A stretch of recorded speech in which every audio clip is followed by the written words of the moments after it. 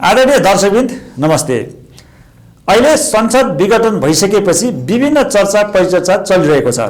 प्रधानमन्त्री केपी शर्मा ओलीबाट संसद विघटन भयो र त्यो संसद विघटन गर्ने कार्यलाई राष्ट्रपतिज्यूबाट सदर गर्ने कार्यक्रम भएको छ र यो सदर भइसकेपछि यो कदम संवैधानिक असंवैधानिक के हो भन्ने विषयमा बाटोमा पनि पोलिटिकल पार्टीहरूले विभिन्न नारा जुलुस लगाइरहेको एकातिर अवस्था छ भने एकातिर यो विषयका विज्ञहरू कानुनविदहरू संविधानविदहरूको विषय पनि व्यापक छलफल र परिचर्चा भइरहेको छ। त्यसैगरी यो विवाद अहिले अदालतमा पनि विचाराधीन छ। अब अर्कोतिर पार्टी नेपाल कम्युनिस्ट पार्टी अहिले दुईटा टुक्रा हुने अवस्थामा पुगेको अवस्था पनि छ। एकातिर प्रधानमन्त्री केपी शर्मा ओलीले नेतृत्व गर्नुभएको एउटा ग्रुप र यता प्रचण्ड समूहले नेतृत्व गर्नुभएको एउटा ग्रुप। यो ग्रुप पनि अहिले निर्वाचन आयोगमा कम्युनिस्ट पार्टी कुन चाहिँ हुने हो भन्ने विषयमा पनि व्यापक चर्चा र परिचर्चाको विषय अगाडि बढिरहेको अवस्था छ। आज हामी यी र यस्तै विषयमा छलफल गर्नको लागि हामीले रामनारायण ब्यानर्जीलाई निम्ताएका छौँ। उहाँ वरिष्ठ अधिवक्ता पनि हुनुहुन्छ, उहाँ संसदीय समितिको सभापति पनि हुनुहुन्छ, उहाँ राष्ट्रिय सभाको सदस्य पनि हुन्छ। रामजी, यहाँलाई प्रोग्राममा स्वागत छ। धन्यवाद। के छ आजकल, सन्चै हुनुहुन्छ? ठिक छ। अनि के गर्दै हुनुहुन्छ आजकल? राष्ट्रिय कस्तो चलिरहेको छ? यो राष्ट्रिय सभाको बैठक भोलि अधिवेशन भोलिबाट सुरु हुन्छ। त्यसको तयारीमा पनि छौँ र विभिन्न विधेयकहरू राष्ट्रिय सभामा छन्। त्यसको अध्ययन गर्ने र त्यसलाई फाइनल गर्ने कार्य गरिराखेका छ। र अहिले भर्खरै चाहिँ नि पार्टीभित्रको विवाद र संसद विघटन। यति म अब यही प्रश्न हजुरलाई राख्दैछु। जस्तो अहिले संसद चलिरहेको थियो होइन, तपाईँहरू सभासद होइन, एकातिर प्रतिनिधि सभा एकातिर राष्ट्रिय सभा। अब यो राष्ट्रिय सभा पनि त विघटन हुँदैन होइन, संविधानमै त्यो व्यवस्था छ। तर प्रतिनिधि सभा चाहिँ अहिले प्रधानमन्त्रीज्यूले विघटन गर्ने भनेर चाहिँ एउटा निर्णय गर्नुभयो र राष्ट्रपतिमा पठाउनुभयो र राष्ट्रपतिज्यूले पनि त्यसलाई सदर गरिदिनुभयो। त्यो अहिले प्रतिनिधि सभा विघटन भएको अवस्था छ।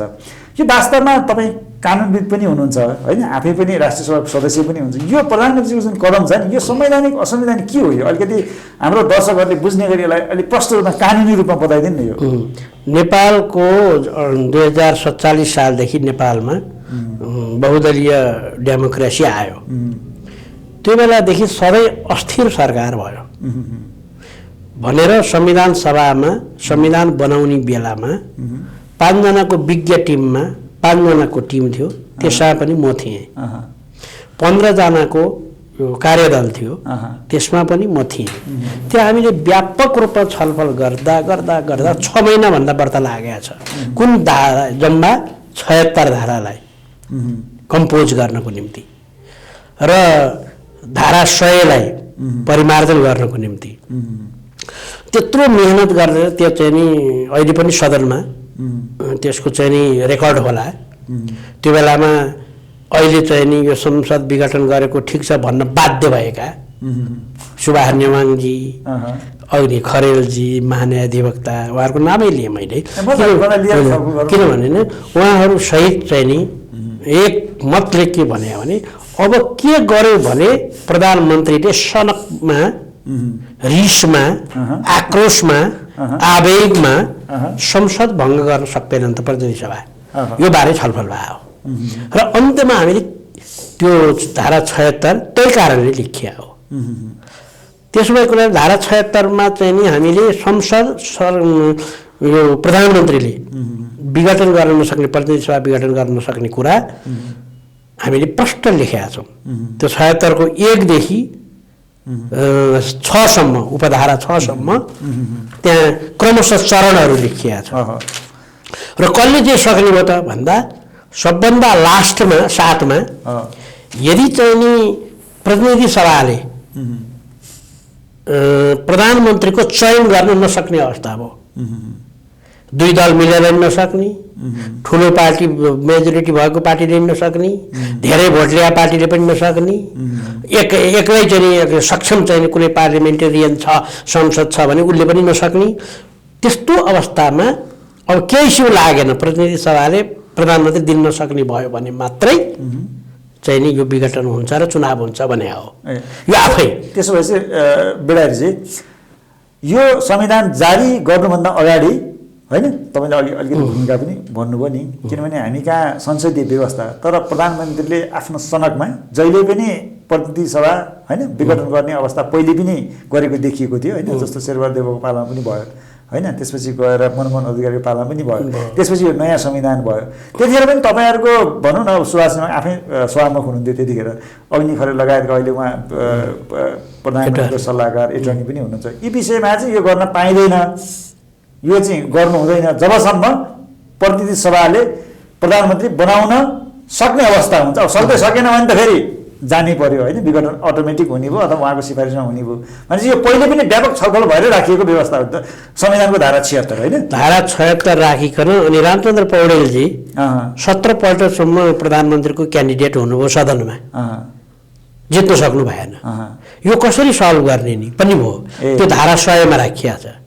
किनभने अविश्वासको प्रस्ताव राख्दाखेरि नै अब बन्ने प्रधानमन्त्री को त भनेर त्यही नै नाम किटेर जाने, त्यो नाम किटेर जाँदाखेरि अविश्वासको प्रस्ताव पास भए सँगसँगै त्यो प्रधानमन्त्रीको चाहिँ पनि प्रस्ताव पास हुने गरेर राखिया छ। भनेपछि नेपालमा स्थायित्व होस् भनेर गरे। यो कुरा वेस्टमिनिस्टर प्रणालीको कुरा हो भनेर अहिले जुन सरकारले भन्छ, प्रधानमन्त्रीले चाहिँ बडो चाहिँ फिलोसफी दिनुहुन्छ। वास्तवमा प्रधानमन्त्रीजीले चाहिँ नि अब नबुझिया त मैले त्यत्रो प्रधानमन्त्रीलाई कसरी भन्नु, उहाँले सनकका कुरा गरे हो। त्यो अहिले पनि बेलायतमा पनि संशोधन भयो, त्यो पहिला जस्तो चाहिँ नि सनकमा चाहिँ प्रधानमन्त्रीले अब संसद भङ्ग गर्दैन। त्यहाँ प्रधानमन्त्रीलाई कि 60% भन्दा बढ्ता 60% भन्दा बढ्ता चाहिँ नि जनमतले विघटन गर्ने म्यान्डेट दियो भने एउटा विघटन हुन्छ। अर्को अविश्वासको प्रस्ताव राख्यो प्रधानमन्त्रीलाई, त्यो प्रधानमन्त्रीले विश्वासको मत लिन सकेन अथवा अविश्वासको प्रस्ताव पारित भयो र 14 दिनसम्म अर्को प्रधानमन्त्री बनाउन सकेन भने मात्रै विघटन। त्यहाँ बेलायतमा त्यो थियो। अब चाहिँ नि प्रधानमन्त्री के भन्न थाल्नु भने बेलायतको संविधान हेरेर 60% भन्दा बढ्ता मसँग छ नि, त्यो त संयुक्त पार्टी नेकपा हुँदा हुने, अहिले वास्तव 60% भएको भए त यो बसिखानै हुँदैन थियो होइन। अब त्यो चाहिँ नि के छ भने उहाँले चाहिँ नि फेरि ट्विस्ट गरेर बेलायतको संविधान के अरे बेलायतको कानुन 60% छ भने पनि उहाँले टेस्ट त प्रतिनिधिसँग गर्नु पर्यो अनि त्यो पनि बेलायतको नेपालमा त छैन नि, त्यो पनि छैन होइन। बेलायतको ऐन हेरेर नेपालमा शासन गर्ने, भारतको संविधान हेरेर नेपालमा शासन गर्ने, यो त एकदमै नालायकीपन हो नि, सर्दा कडा भयो होला। तर यस्तो त गर्नु भएन नि, त्यत्रो छलफल गरेर यत्रो बहुमत प्राप्त चाहिँ पार्टीको चाहिँ प्रधानमन्त्री, ठिक छ उहाँलाई चाहिँ पार्टीले दुःख दियो होला, पार्टीले हैरान पार्यो होला, उहाँले भन्नुहुन्छ नि मलाई घेराबन्दी गरे भन्नुहुन्छ। यदि त्यसो हो भने पार्टीलाई चाहिँ नि के अरे उपचार गर्नु पर्यो, पार्टीसँग फेस गर्नु पर्यो र पार्टीसँग फेस गर्न सक्नु संसदसँग फेस गर्नु पर्यो। संसदसँग नि फेस गर्दिन, पार्टीसँग नि फेस गर्दिन, मुख्य जनप्रतिनिधिलाई चाहिँ नि विशेष अधिकार प्रयोग गरेर चाहिँ नि हुँदै नभएको अधिकार, संविधानले दिँदै नदिएको अधिकार प्रयोग गरेर जुन भङ्ग गरिदिनु भयो, यसले गर्दा राजनीतिक अस्थिरता हुने भयो। अब मलाई पीडा कहिले केलाई भयो भने अहिले त भङ्ग गर्नुभयो, चुनाव एक त चुनावै हुँदैन, चुनावमा अहिले हामी पछि चुनावबाट आयो रे, ल यही चिज गर्नु म बताउँछु यसलाई समस्या कहाँ भयो भने चुनावबाट एउटा प्रधानमन्त्री बन्यो, फेरि कल्पना गरौँ न, उसले आउँछ 2 महिना फेरि भङ्ग गरिदिन्छ, किनभने उसले भङ्ग गर्ने त सिस्टम बनायो नि त। अहिले चुनावपट्टि नजाउँ न, अहिले हामी के भनौँ भन्दाखेरि नि यो कदम तपाईँको हिसाबले पूर्ण रूपमा असंवैधानिक छ। उहाँलाई संविधानको धारा 76 ले जुन 76(1) र 7 उहाँले प्रयोग गरिनु भएको, त्यो दुवै आकृष्ट हुँदैन। उहाँलाई यो धारा बमोजिम उहाँलाई चाहिँ यो अधिकार छैन। उहाँले अर्को 85 पनि भन्नुहुन्छ, 85 को कुरा पनि छ, त्यहाँ कार्यकालको व्यवस्था लेखिएको छ। त्यहाँ एउटा 85 म अहिले पढेर पनि सुनाइदिउँला तपाईँलाई। 85 मा चाहिँ के लेखेको छ भने के भनेको छ भने त्यहाँ चाहिँ संविधान प्रतिनिधि सभा चाहिँ को कार्यकाल यो संविधानमा के भयो म पढेर सुनाऊ। 85(1) ले के भन्छ भने संविधान बमोजिम अगावै विघटन भएकोमा बाहेक प्रतिनिधि सभाको कार्यकाल 5 वर्षको हुनेछ। संविधान बमोजिम भन्यो, बमोजिम भनेको छ। अब प्रधानमन्त्रीले भाषण गर्दा के भन्दिनुहुन्छ, जनतालाई झुक्क्याउने फटाइ गर्ने, त्यो संविधान बमोजिम भन्ने चाहिँ शब्द उडाइदिनुहुन्छ उहाँले। अनि कार्यकाल के अरे चाहिँ नि भङ्ग भएन भन्ने शब्द छ नि त त्यहाँ। उहाँको भनाइ पनि के छ भने 5 वर्षको कार्यकाल हो प्रतिनिधि सभाको, तर जुन कार्यकाल 5 वर्ष भनेर धारा 85 मा क्लियर कट लेखा छ, त्यहाँ पनि एउटा चाहिँ के भनेर भनिएको छ भने शब्द के प्रयोग गरिएको छ भन्दाखेरि संसद चाहिँ विघटन हुन सक्छ है भन्ने शब्द प्रयोग गरिएको हुनाले 5 वर्षभन्दा अगाडि पनि विघटन गर्ने अधिकार चाहिँ दिएको छ भन्ने उहाँको त्यो पनि तर्क छ। हो, उहाँको त्यो तर्कलाई उहाँले कस्तो गरी जनतालाई झुक्क्याउनुहुन्छ? प्रधानमन्त्री जस्तो मान्छेले जनता झुक्क्याउन पाइन्छ? झुट बोल्न पाइन्छ? अनि उहाँले झुक्क्याएकै हो त नि, झुट बोलेकै हो त। यो संविधान बमोजिम भने नि त, त्यो संविधानको कुन धाराले उहाँलाई चाहिँ नि भङ्ग गर्न दिएको छ त, के अरे विघटन गर्न दिएको छ त भन्दा 76-7 भन्नुहुन्छ। 76-7 एक भन्नु न, एक त उहाँ प्रधानमन्त्री बन्ने बाटो हो एक भने चाहिँ, एक भनेको उपधारा 1 भनेको चाहिँ उहाँ प्रधानमन्त्री कसरी बन्नुहुन्छ भनेर लेखेको छ। त्यो प्रयोग गरेर आइसक्यो। सुन्नु न, उहाँको अरू पनि लजिक के रहेछ भने जस्तो म संविधानको धारा 76(1 बमोजिम प्रधानमन्त्री बने होइन, अब जुन 7 को प्रयोग मैले किन गरेँ भन्दाखेरि त्यो 2, 3, 4, 5, 6 जुन व्यवस्था गरेको छ नि, 1 बमोजिम प्रधानमन्त्री भने 2, 2 बमोजिम प्रधानमन्त्री भने 3, 3 बमोजिम भयो भने 4, 4 बमोजिम 5, 5 बमोजिम 6, 6 बमोजिम 7, 6 बमोजिम पनि हुन सकेन भने बल्ल अहिले त हामी छलफल गरिसक्यौँ किन अब प्रतिनिधि सभाले प्रधानमन्त्री दिनै सकेन भने त विघटनमै जाने हो अल्टिमेटली। हो, उहाँ के भन्दै हुनुहुन्छ भने नि म 1 बमोजिमको प्रधानमन्त्री हो, मैले किन 2, 3, 4, 5, 6 भनेर 76(1 बमोजिमको म नियुक्ति भइसकेँ होइन, कम्युनिस्ट पार्टीबाट बहुमत ल्याएर म प्रधानमन्त्री नियुक्ति भइसकेँ, मैले किन त्यो 2, 3, 4, 5, 6 प्रयोग गर्ने? मलाई त्यो राइट छ भन्नुहुन्छ क्या उहाँ चाहिँ। त उहाँको के हो यो चाहिँ गलत हो कि ठिक हो भन्नु खोजेको? त्यो कुरा गलत होइन, बेइमानी हो, जनताप्रति अपराध हो, नेपालीलाई हेला गरेको कुरा हो, दलीय सिस्टमलाई पङ्गु बनाउन खोजिया हो, यो संविधानलाई डिरेल गर्नको, यो संविधानलाई चाहिँ नि बेकुब बनाउन खोजिया हो। उहाँको नियत चाहिँ खराब छ, नत्र धारा 100 किन राखेको त? अविश्वासको प्रस्ताव फेस गर्नुपर्छ भनेर किन राखेको त? अविश्वासै आएन अरे उहाँमाथि। अविश्वासको प्रस्ताव त सदन भएन आउँछ, सदन भङ्ग गरिदिएपछि चाहिँ पहिला सदन चाहिँ अधिवेशन अगाडि कसरी खतम पारिदिनु भयो? असार 18 गते कसैलाई थाहा नभएर, सभामुखलाई पनि थाहा छैन, राष्ट्रिय सभाको अध्यक्षलाई पनि थाहा छैन। राष्ट्रिय सभाको अध्यक्षसँग म कुरा गर्दै थिएँ, अब कहिले बस्छ सदन भने अब 5 गते। उहाँको भनाइ पनि के छ भने म संविधानको धारा 76(1 बमोजिमको प्रधानमन्त्री, मलाई कसैले पनि, मेरो दलले पनि अथवा अरू कसैले, अरू पार्टीले पनि अविश्वास प्रस्ताव पेश गरेको छैन। त्यो भएर धारा 100 जुन तपाईँले अहिले दाबी गरिरहनु भएको छ नि, त्यो 100 पनि म प्रति आकर्षित हुँदैन। त्यसले गर्दाखेरि म जनताका गएको छु। संविधानको धारा 2 ले के भन्छ भने सार्वभौम सत्ता सम्पन्न जनता हो, राजकीय सत्ता पनि जनतामा निहित छ।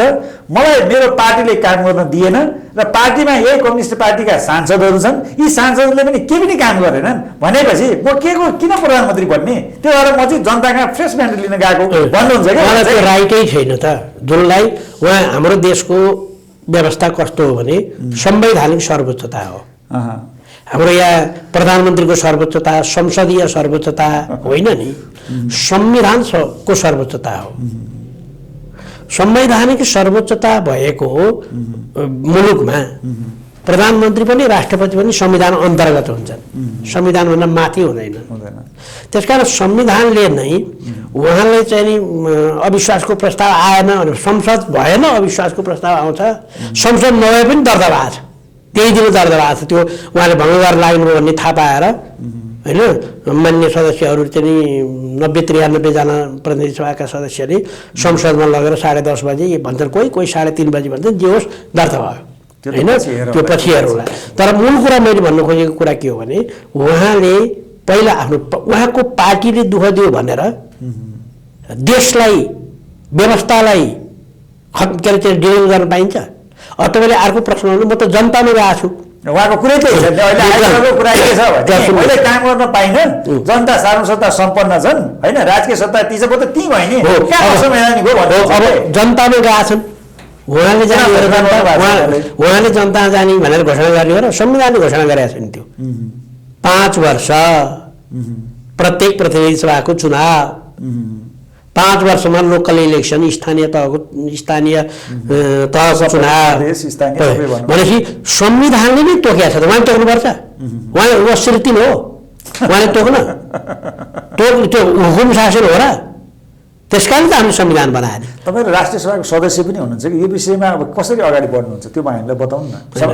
यो कदमको बारेमा हैन, यो राष्ट्रिय त भइहाल्छ यो विषयमा। हैन, राष्ट्रिय सभा भनेको विषयमा सरकार बनाउने र हटाउने काम त्यसले गर्दैन। मैले त्यो भन्न खोजे हैन। बुझेँ, विषयमा छलफल हुन्छ, यही कुरा राखिन्छ नि। राष्ट्रिय सभा जे तपाईसँग भनिराखेको छु त्यही कुरा राष्ट्रिय सभामा पनि भनिन्छ। राष्ट्रिय सभा भन्ने रेकर्ड गराइन्छ। राष्ट्रिय सभाले पनि त्यो कुरालाई चाहिँ नि भोलि राष्ट्रिय सभाको बहुमतबाट भनौँ न, अल्पमतबाट त मतलब भएन, बहुमतबाट चाहिँ असंवैधानिक कदम भयो भने भन्ने एउटा निर्णय तपाईँले प्रस्ताव केही ल्याएर पारित गर्नुभयो भने के हुन्छ? त्यो सरकारलाई ठुलो चाहिँ नि एउटा दबाब हुन्छ, ठुलो चाहिँ नि एउटा निर्देशन हुन्छ। अब हुन त उहाँले कसैको निर्देशन मान्नु भएको छैन, यो मान्नुपर्छ भन्ने होइन, तर यो बडो चाहिँ नि राम्रो पनि त संवैधानिक अङ्ग हो। त्यसकारण यो सङ्घीय संसदको एउटा पार्टै हो नि। एक्ज्याक्ट मैले त्यही होइन, सङ्घीय संसद हुनलाई राष्ट्रिय सभा नभई सङ्घीय संसद हुँदैन। राष्ट्रिय सभाले पास नगरिकन विधेयकहरू पास हुँदैन, त्यहाँ आएर छलफल नगरिकन। त्यसो भएको हुनाले अब मैले चाहिँ के भने जनता गएको कुरो पनि उहाँले भनिराख्नु पर्ने होइन, संविधानले भनेको छ। आफ्नो पार्टीले दुःख दियो भने नि उहाँको पार्टीले दुःख दिएर अनि नेपाली जनतालाई दुःख दियो नि, चिट फाल्टाएर। हाम्रो पार्टी, मेरो पार्टीले मलाई दुःख दियो, म तिमीहरूलाई दुःख दिन्छु भन्ने जनतालाई कत्रो अहिले विकास निर्माण गर्नुपर्ने बेला यो होइन। यतापट्टि जाउने कानुनी रूपमा त्यस्तो बेला जस्तो तपाईँ आफै पनि सदस्य हुन्छ राष्ट्रिय सभाको, अथवा बस्दैछ भोलिबाट तपाईँ आफै भनिरहनु भएको छ यो प्रस्तावमा छलफल पारित गरिदियो कि असंवैधानिक भयो केपी ओलीको निर्णय राष्ट्रपतिले सदर गरेको भने अब के हुन्छ कि ठ्याक्कै भन्दैन होइन। त्यो एउटा निर्देशन मान्नुपर्छ कि पर्दैन? अब मान्नुपर्छ राष्ट्रपतिले, मान्नु पर्यो। त्यो त सदनले भने हो नि। अझ इमर्जेन्सी लागेको बेला त त्यो प्रतिनिधि सभाले गर्ने रिकमेन्डेसनको चाहिँ नि पारित पनि, त्यो सङ्कटकालको पारित पनि राष्ट्रिय सभाले गर्छ। भनेपछि राष्ट्रिय सभाले त्यस्तो एक त अब प्रधानमन्त्रीले राष्ट्रिय सभालाई कतिको महत्त्व दिनुहुन्छ उहाँलाई त अब यो सिस्टम महत्त्व कुरा भएन, कानुनले के भन्छ? कानुनले उहाँलाई कडा निर्देशन हुन्छ, यो उहाँले पालना गर्नुपर्छ। भनेपछि त्यहाँबाट पनि एउटा सम्भावना के छ भने यो कदम सच्चिने अवस्था छ। अब सच्चिने चाहिँ दुईवटा छ, एउटा त अदालत हो, अदालत ठिकै छ, त्यो त भोलि अदालतले। दोस्रो आन्दोलनै हो।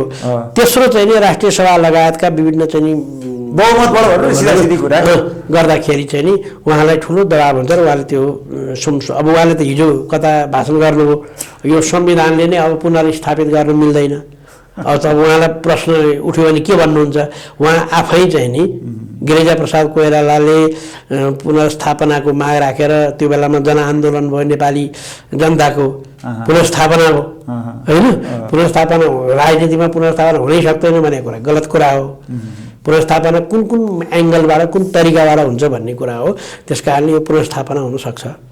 भनेपछि पुनर्स्थापना हुने 3-4 सम्भावना भयो। एउटा अदालतको डिसिजनमा डिपेन्ड गर्ने भयो, अर्को मुभमेन्ट जुन आन्दोलन चलिरहेको छ असंवैधानिक कदम भन्ने कुरा, अर्को राष्ट्रिय सभाको निर्णयमा डिपेन्ड गर्ने भयो। यी 3टा कुराले मेजर रोल खेल्ने भयो हो। त्यस कारणले पुनर्स्थापना हुन्छ भन्ने कुरामा म आशावादी छु र ढुक्क छु। अब अर्को प्रश्नमा हामी प्रवेश गरौँ। जस्तो अहिले यो विवाद अदालतले पनि विचार दिन्छ होइन। अब तपाईँ हामी दुईजनै, तपाईँ राष्ट्रिय सदस्य पनि हुनुहुन्छ, कानुनविद पनि हुनुहुन्छ, म पनि कानुन व्यवसायी हो। त्यो ठाउँमा कुनै पनि असर नपर्ने गरी अदालतको सम्पूर्ण मान मर्यादालाई कायम राख्दै अहिले एउटा क्वेसन कानुन व्यवसायहरूको बिचमा पनि के उठिराखेको छ भने जस्तो यो संवैधानिक बेन्च जुन गठन भएको छ नि त्यसमा बेसिकल्ली हरिकृष्ण कार्कीज्यू जो न्यायाधीश हुनुहुन्छ उहाँ सक्षम हुनुहुन्छ, उहाँको क्वालिटीमा प्रश्न गरेको होइन। तर एउटा सैद्धान्तिक प्रश्न के उठेको छ भने योभन्दा अगाडि केपी ओली प्रधानमन्त्री हुँदाखेरि उहाँ एटर्नी जेनरल भएर काम गर्नुभएको थियो कि। अब यो निर्णय पनि केपी ओली प्रधानमन्त्री भएको बेलामा यो संविधान विघटन गर्ने काम भएको छ, त्यसको विरुद्ध मुद्दा परेर हेर्ने चाहिँ फेरि उहाँ हुनुहुन्छ कि त्यो बेन्चमा। यो चाहिँ के हो? यो मिल्ने नमिल्ने के हो? यसमा चाहिँ तपाईँलाई के लाग्छ? मेरो चाहिँ विचारमा स्वार्थबाजी नै कुरा भन्ने हो। यसमा 2-3टा कुरा म अझ थपिदिन्छु। अहिले एटर्नी जनरल जो हुनुहुन्छ अग्नि खरेलजी, उहाँ र हरिकृष्ण कार्की जो अहिले सर्वोच्चको न्यायाधीश हुनुहुन्छ उहाँहरू फर्म पार्टनर हो। अब एटर्नी जनरल भने त यो मुद्दामा बहस गर्न आउनुहुन्छ। हाम्रो एउटा साधारण प्र्याक्टिस वकिलहरूमा के छ, फर्म पार्टनरको चाहिँ मुद्दा हेरिँदैन नि। एक्ज्याक्टली होइन, त्यस्तो सबै न्यायाधीशले गर्ने भएको छ। अब दोस्रो कुरा चाहिँ नि यही प्रधानमन्त्रीको एटर्नी जनरल भएको मान्छे यही प्रधानमन्त्रीले चाहिँ नि डिजल्भ गरेको कुरामा चाहिँ नि बहस गर्नु उहाँले सोच्नुपर्ने कुरा। मेरो चाहिँ आग्रह के छ भने ठिक छ अस्ति बस्नु। यहाँ दुईटा प्रश्न छ कि एउटा अविनाश सरले बहस गर्नुहुन्छ कि हुँदैन भन्ने प्रश्न भयो होइन।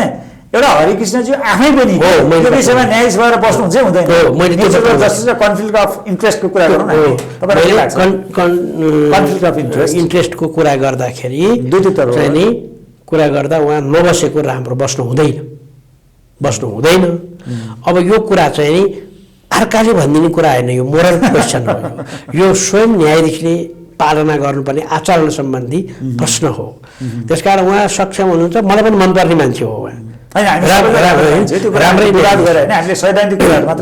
उहाँ राम्रो न्यायाधीश हो।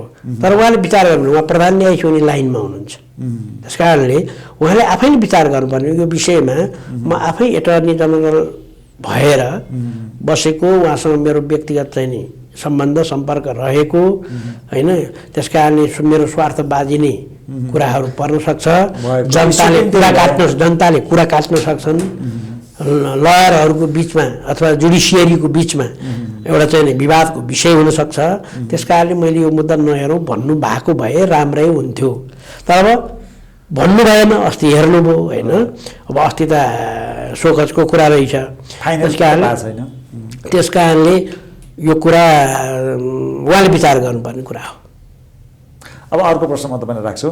जस्तो अहिले प्रधानमन्त्रीज्यूबाट योभन्दा अगाडि जुन एउटा विधेयक आयो नि होइन, त्यसमा चाहिँ केही संशोधन पनि भयो होइन। संवैधानिक निकायका प्रमुखहरू नियुक्ति गर्ने अध्यादेश आयो। त्यो अध्यादेश अब एकातिर तपाईँहरूको पार्टीले त यो अध्यादेश अब फिर्ता लिने भन्ने कुरा पनि भएको थियो भनेर निर्णय पनि भएको छ भन्नुहुन्छ तपाईँको नेताहरू। जस्तो प्रचण्ड पार्टीमा भयो, प्रधानमन्त्रीले झुक्याइदिनु भन्नुहुन्छ र उहाँले फेरि के पनि गर्नुभयो भने त्यो तपाईँहरूलाई झुक्याइदिनु भयो। फेरि त्यही अनुसार त्यो अध्यादेश अनुसार उहाँले के गर्नुभयो भने संवैधानिक निकायका प्रमुखहरूको नियुक्ति पनि गर्नुभयो कि। अहिले यो दुईटै विषय चाहिँ अदालतमा विचाराधीन अवस्थामा पनि छ कि त्यो नियुक्ति पनि गलत छ भनेर पनि मुद्दा परिरहेको अवस्था छ र त्यो अध्यादेश जुन भएको छ त्यो पनि गलत छ भनेर परिरहेको छ। अब यो संवैधानिक परिषदमा चाहिँ के रहेछ भने प्रधान न्यायाधीश त्यहाँको सदस्य हुनुहुँदो रहेछ होइन।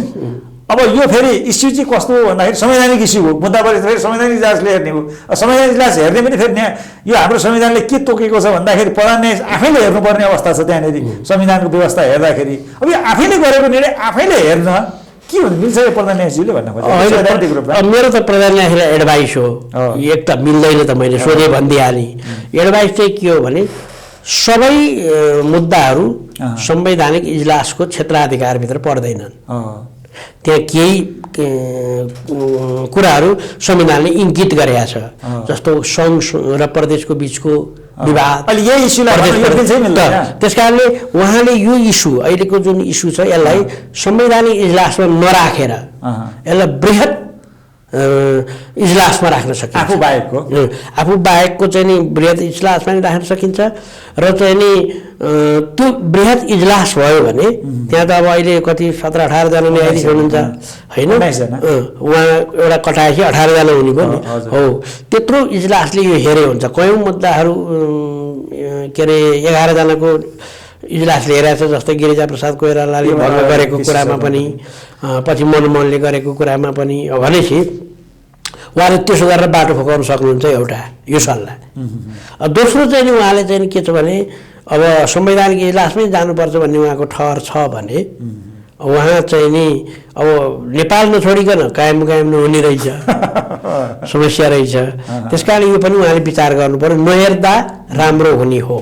किनभने हामीलाई त के को माया छ भने इन्डिपेन्डेन्ट जुडिसियरीको अथवा अदालतको चाहिँ नि जनप्रियताको, अदालतप्रति जनआस्थाको बढोस् भन्ने नै हाम्रो कुरा हो।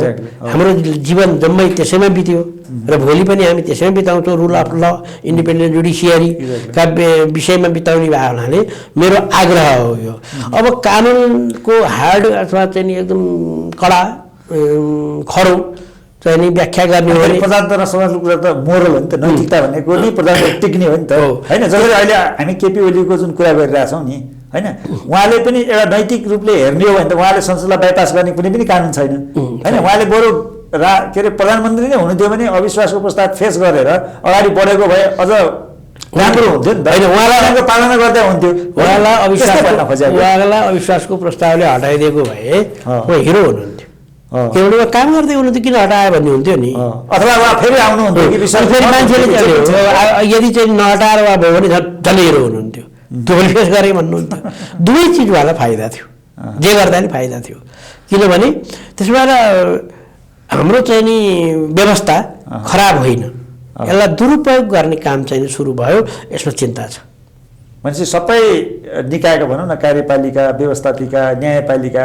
सबैका प्रमुखहरूले चाहिँ यो संविधानलाई पालना गर्नु पर्यो यसको संरक्षण गर्नु पर्यो यसको दुरुपयोग गर्नु भएन भन्ने हो होइन तपाईँको अब अहिले बेन्च गठन भइराखेको छ नि सर्वोच्चमा संवैधानिक इजलास 5 जनाको प्रधान न्यायाधीश सहित 4 जना होइन त्यहाँ अर्को पनि क्वेसन उठाएको छ है फेरि यहाँ के भएको छ भने योभन्दा अगाडि चाहिँ सिनियर मोस्ट न्यायाधीशहरूलाई संवैधानिक बिचमा राख्ने प्रचलन थियो अहिले चाहिँ 1-2 जना सिनियर न्यायाधीशहरू हटाएर फेरि अरू न्यायाधीशहरू राखेर पनि गर्यो यो चाहिँ के हो यो नि उहाँले किन गर्नुभयो भने यसको कसरी जस्टिफाई गर्नुहुन्छ के हो यो तपाईँलाई के लाग्छ भन्नु मलाई आज वरिष्ठ अधिवक्ताको हिसाबले उहाँले यो काम पनि राम्रो गर्नु भएन इन्डिपेन्डेन्ट जुडिसियरी अथवा हाम्रो जुडिसियरीको नर्म्स हाम्रो संविधानले अनुमान गरेको कुरा होइन के थियो भन्दाखेरि संवैधानिक इजलास भनेको प्रधान न्यायाधीशले चाहिँ कि सिनियरिटीलाई बेस आधार मान्नु पर्यो कि विज्ञतालाई आधार मान्नु पर्यो केहीलाई आधार मान्नु पर्यो नि अब 2 नम्बरको र्याङ्कमा रहेको न्यायाधीश हटाउनु पर्ने 4 नम्बरमा रहेकोलाई हटाउनु पर्ने के उहाँहरू संवैधानिक इजलासको व्याख्या गर्न उहाँहरू नसक्ने अहिले राखेकाले मात्रै सक्ने हो र अहिले राखेका बेन्चका न्यायाधीशहरूप्रति मेरो सम्मान छ होइन उहाँहरू चाहिँ सक्षम हुनुहुन्छ कयौँ त हामी साथी पनि छौँ होइन अब हर्किनजी साथी नै हुनुभयो अनिलजी साथी नै हुनुभयो सिनियर पनि हुनुहुन्छ अब प्रधान खालि सैद्धान्तिक कुरा मात्रै भयो त्यस कारणले व्यक्तिगत हामीले कार्यक्षमताको कुरामा क्वेसन मार्क गरेको होइन उहाँहरू खालि एउटा के हो त संवैधानिक के आधारमा राख्नु भनेर उहाँलाई सोध्यो कसैले भने के आधारमा राख्नु यसो राति सपना देखाएको थिएँ अनि मैले त्यो राख्दै क्या सपनामै त्यस्तो आयो भन्नु पर्यो कि एउटा आधार भएन यसो गर्नु राम्रो होइन तर यसमा पनि मेरो सल्लाह के छ भने उहाँले यो नेपालको ठुलो क्राइसिसको ठुलो चाहिँ नि प्रतिक्रान्ति र क्रान्तिको बिचको यत्रो ध्रुवीकरणको कुरो आइराखेको सडक आन्दोलन भइराखेको नेपालको चाहिँ भविष्यको बारेमा प्रश्न उठिराखेको यो व्यवस्थाको बारेमा प्रश्न उठिराखेको विषय भए हुनाले उहाँले यसलाई बृहत इजलास गठन गरे भए हुन्थ्यो जुन यो संवैधानिक इजलासकै क्षेत्राधिकारभित्र पर्छ यो भनेर जुन भन्ने कुरा छैन यसमा पनि मैले अघि भने नि संवैधानिक इजलासको क्षेत्राधिकार संविधानले तोकिदिएको छ त्यो तोकिदिएको भन्दा बाहेकको विषय हो यो त्यसकारणले सबै सर्वोच्च अदालत अब संविधानको व्याख्या नगरेको कुन मुद्दा हुन्छ त संविधानको व्याख्या गर्न नपर्ने सर्वोच्च अदालतको कुनै रिट छ सबै रिट संविधानकै व्याख्या गर्नुपर्ने हो नि त्यसकारण त त्यसमा एकदमै संवैधानिक इजलासले हेर्नुपर्ने भयो अरू बेन्च कहीँ नलाग्ने भयो त हामीले त संविधानमा लेखेका छौँ त सर्वोच्च अदालतले संविधानको अन्तिम व्याख्या गर्छ संविधानको अन्तिम व्याख्या त सर्वोच्च अदालत हो सर्वोच्च अदालत अभिलेख अदालत हो सर्वोच्च अदालतले भनेको कुरा जम्मैले मान्नुपर्छ भनेर हामीले लेखेको अर्थ संवैधानिक इजलासले भने मात्रै मान्नुपर्छ संवैधानिक इजलास मात्रै संविधानको व्याख्या गर्न सक्छ भन्यो भने त अरू चाहिँ संवैधानिक इजलासभन्दा बाहेकको इजलास त के जग्गामा त हेरेर बस्ने के पनि काम भयो त्यसो होइन नि जग्गा मुद्दामा पनि त संवैधानिक कुरा छ त्यस कारणले त्यसरी रिजिड व्याख्या गर्नु पर्दैन यसलाई बृहत इजलासमा लगेर हेर्नु भयो भए राम्रो हुन्थ्यो विवाद पनि हुँदैन थियो प्रधान न्यायाधीश इनर्जेटिक हुनुहुन्छ होइन अब हेर्दाखेरि त्यो सक्रिय हुनुहुन्छ तर उहाँले यो कुरा गर्नु भएन यसले गर्दाखेरि नेपाललाई जुडिसियरीमाथि पनि प्रश्न उठ्ने अवस्था सिर्जना भएको छ धन्यवाद बिराटजी तपाईँ यो कार्यक्रममा आइदिनु भयो हामीले धेरै कुराहरू छलफल गऱ्यौँ आगामी दिनहरूमा पनि हामी तपाईँलाई फेरि निम्ता गर्नेछौँ र यस्तै विभिन्न महत्त्वपूर्ण विषयहरू हामी छलफल गर्नेछौँ यस मेरो पनि सबै श्रोतालाई मलाई यो टाइम दिनुभयो एज ए लयर सबैलाई टिमैलाई र म धन्यवाद दिन्छु श्रोताहरूलाई पनि नमस्कार गर्छु आदरणीय दर्शकबिन अब हामीले आज यो समस्या विषयमा छलफल गऱ्यौँ र आगामी दिनहरूमा यी विषयहरू चाहिँ अदालतबाट पनि यसको एउटा राम्रो निकास निक्लियोस् र पार्टीहरूले पनि एउटा राम्रो निकास निक्ल्यो भन्ने हामी आशा गर्दछौँ। धन्यवाद।